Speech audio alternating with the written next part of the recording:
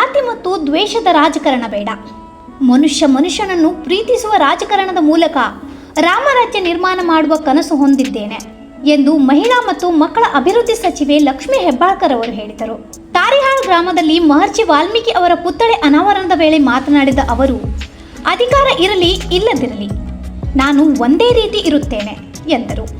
ಪ್ರಾಮಾಣಿಕತೆ ಮತ್ತು ನಿಷ್ಠೆಯಿಂದ ಜನರ ವಿಶ್ವಾಸ ಗಳಿಸಿಕೊಂಡಿದ್ದು ಹೇಳಿದ ಮಾತನ್ನು ಕೈಗೊಳ್ಳುವ ಪ್ರಯತ್ನ ಮಾಡುತ್ತಿದ್ದೇನೆ ಎಂದು ಹೇಳಿದರು.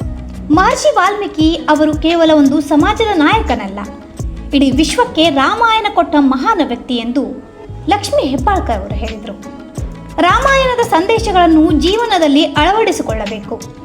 ಮುಂದಿನ ಪೀಳಿಗೆಗೆ ಆದರ್ಶ ತಲುಪಿಸಲು ವಿವಿಧ ಮಹಾನ್ ವ್ಯಕ್ತಿಗಳ ಪುತ್ಥಳಿಗಳನ್ನು ಸ್ಥಾಪಿಸಲಾಗುತ್ತಿದೆ. ವಾಲ್ಮೀಕಿ ಅವರು ಬರೀ ವಾಲ್ಮೀಕಿ ಸಮಾಜದ ಗುರುಗಳಲ್ಲ, ಈ ಭಾರತ ದೇಶಕ್ಕೆ ರಾಮಾಯಣವನ್ನ, ವಿಶ್ವಕ್ಕೆ ರಾಮಾಯಣ ಅನ್ನುವಂತ ಕೃತಿಯನ್ನ ಕೊಟ್ಟಂತ ಧೀಮಂತ ಮಹರ್ಷಿ ವಾಲ್ಮೀಕಿ ಅವರು ಎಲ್ಲಿದ್ರು, ಯಾವ ರೀತಿ ಇದ್ರು, ಕಾಡಲ್ಲಿದ್ರು. ಆದ್ರೆ ಹಿನ್ನೆಲೆ ಬೇಕಾಗಿಲ್ಲ. ಆದ್ರೆ ಅವರು ಬರೆದಂತ ಮಹಾಕಾವ್ಯ ಅಂತ ಹೇಳ್ತೀವಿ ನಮ್ಮ ಭಾರತ ದೇಶದಲ್ಲಿ, ಎಪಿಕ್. 2 ಮಹಾಕಾವ್ಯಗಳು ಭಾರತ ದೇಶದ ಇತಿಹಾಸದಲ್ಲಿ ನಾವು 2 ಮಹಾಕಾವ್ಯ ಅಂತೀವಿ, ಒಂದು ರಾಮಾಯಣ, ಒಂದು ಮಹಾಭಾರತ. ರಾಮಾಯಣದ ಸೃಷ್ಟಿಕರ್ತ, ರಾಮಾಯಣದಲ್ಲಿ ಏನ್ ಹೇಳ್ತಾರೆ ನಮಗೆ ಯುವಕರೇ, ನನ್ನ ಅಣ್ಣ ತಮ್ಮಂದ್ರು, ನನ್ನ ಮಕ್ಕಳಿದ್ದಂಗಿದ್ದೀರಿ ನೀವು, ಇಲ್ಲೆಲ್ಲ ನನ್ನ ಅಕ್ಕ ತಂಗಿಯರು ಕೂತಿದ್ದೀರಾ. ರಾಮಾಯಣದಿಂದ ನಾವೇನ್ ಕಲಿಬೇಕು?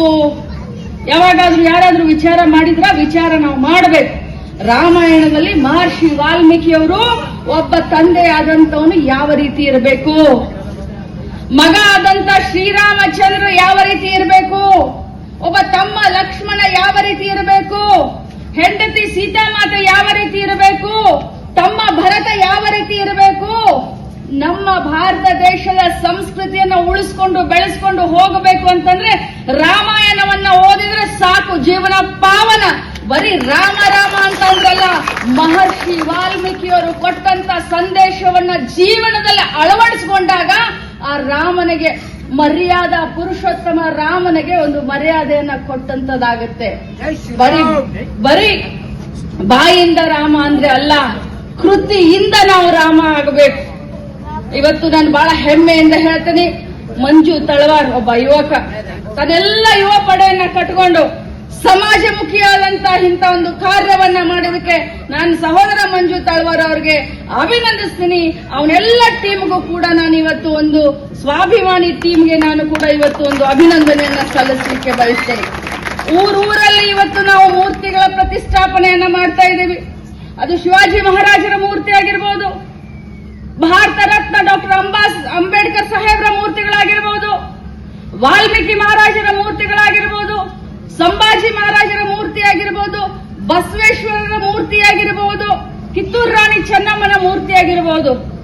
ಚಂದ್ರರಾಜ್ ಹತ್ರ, ಲಕ್ಷ್ಮೀ ಹೆಬ್ಬಾಳ್ಕರ್ ಹತ್ರ ದುಡ್ಡು ಜಾಸ್ತಿ ಆಗಿದೆ ಅಂತಲ್ಲ, ಅವರು ನಮ್ಮ ಮುಂದಿನ ಪೀಳಿಗೆಗೆ ಅವರ ಆದರ್ಶವನ್ನು ನಮ್ಮ ಮುಂದಿನ ಪೀಳಿಗೆ ಕಲಿಬೇಕು ಅನ್ನೋದಕ್ಕೆ ಮೂರ್ತಿಗಳನ್ನ ಕೊಡ್ತಾ ಇದ್ದೇವೆ. ಇದು ಸರ್ಕಾರದ ದುಡ್ಡಲ್ಲ, ಇದು ಸ್ವಂತ ದುಡ್ಡನ್ನ. ಯಾಕೆ ಅಂತಂದ್ರೆ ಇತಿಹಾಸವನ್ನ ತಿಳ್ಕೊಂಡ್ರೆ ಇತಿಹಾಸವನ್ನ ನಾವು ರಚನೆ ಮಾಡಲಿಕ್ಕೆ ನಮಗೆ ಸಾಧ್ಯ, ಭವಿಷ್ಯವನ್ನ ನಿರ್ಮಾಣ ಮಾಡಲಿಕ್ಕೆ ಸಾಧ್ಯ.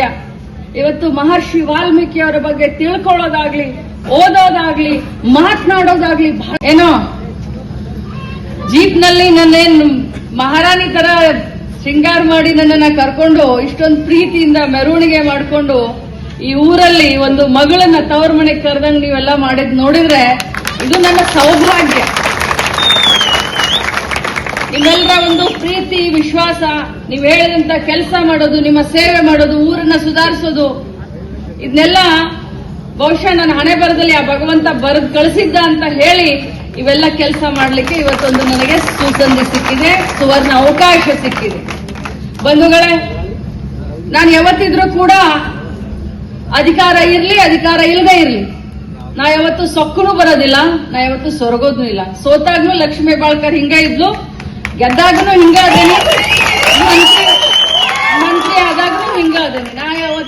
ನಾನು ಬದಲಾಗೋದಿಲ್ಲ, ನನ್ನ ಸಹೋದರನೂ ಬದಲಾಗೋದಿಲ್ಲ, ನನ್ನ ಮಗನೂ ಬದಲಾಗೋದಿಲ್ಲ. ಯಾಕಂದ್ರೆ ನಾವು ಜನರ ಪ್ರೀತಿ ವಿಶ್ವಾಸ ಗಳಿಸ್ಕೊಂಡು ಮುಂದೆ ಬೆಳೀತಾ ಇದ್ದೀವಿ. ಜನರ ಪ್ರಾಮಾಣಿಕ ಪ್ರೀತಿ ವಿಶ್ವಾಸವನ್ನು ಉಳಿಸ್ಕೊಳ್ಬೇಕನ್ನೋದು ನಮ್ಮ ಕೂಡ ಅಭಿಲಾಷೆ ಇದೆ. ಅದಕ್ಕೋಸ್ಕರ ಸತ್ಯ, ನಿಷ್ಠೆ, ಪ್ರಾಮಾಣಿಕತೆಯಿಂದ ಕೈಲಾಗಿದ್ದನ್ನ ಮಾಡ್ತೀನಿ. ದೊಡ್ಡ ದೊಡ್ಡ ಭಾಷಣ ಮಾಡ್ಲಿಕ್ಕೆ ಹೋಗೋದಿಲ್ಲ.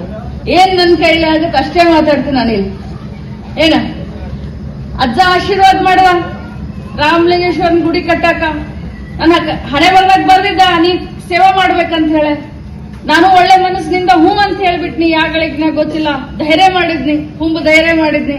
ಆಯ್ತು, 1 ಕೋಟಿ ರೂಪಾಯಿ ಕೊಡ್ತೀನಿ ಮಾಡೋನು ಅಂತ ಹೇಳಿ ಅಜ್ಜ ಹೆಂಗ್ ನಡೆಸಿದೋ, ಹೆಂಗ್ ಹೂವಿನಂಗ್ ಹೆಂಗ್ ಹಾತೋ ನನಗೂ ಗೊತ್ತಿಲ್ಲ. ಅದೇ ರೀತಿ ಮಹರ್ಷಿ ವಾಲ್ಮೀಕಿ ಅವ್ರದ್ದಾಗ್ಲಿ ಅಥವಾ ಇಡೀ ಊರಿನಲ್ಲಿ ಜಾತ್ರೆ ಬರತೈತಿ. ಸೊ ಇಡೀ ಊರನ್ನ ಸುಧಾರಿಸಬೇಕು ಅಂತ ಹೇಳಿ ಎಲ್ಲ ಹಿರಿಯರು ನನಗೆ ಬಂದು ಹೇಳಿದಾಗ ಗಲ್ಲಿ ಗಲ್ಲಿ ಹಿಡ್ಕೊಂಡು ಈ ಊರನ್ನ ಸುಧಾರಿಸಬೇಕು ಅನ್ನುವಂತ ಒಂದು ಪ್ರಾಮಾಣಿಕ ಜಾತ್ರೆಗೆ ಮುನ್ನ ತಾರಿಹಾಳ್ ಗ್ರಾಮವನ್ನು ಸ್ವಚ್ಛಗೊಳಿಸಿ ವೈಭವದಿಂದ ಜಾತ್ರೆ ಆಚರಿಸಲಾಗುವುದು ಎಂದು ಅವರು ಹೇಳಿದರು.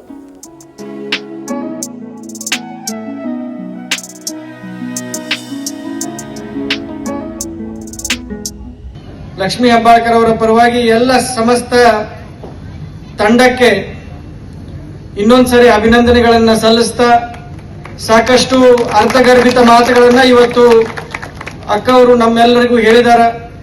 ಮಹರ್ಷಿ ವಾಲ್ಮೀಕಿ ಅವರ ಒಂದು ಆದರ್ಶದಲ್ಲಿ ಇವತ್ತು ನಾವು ಜೀವನವನ್ನ ಸಾಗಿಸಬೇಕಾಗತಿ.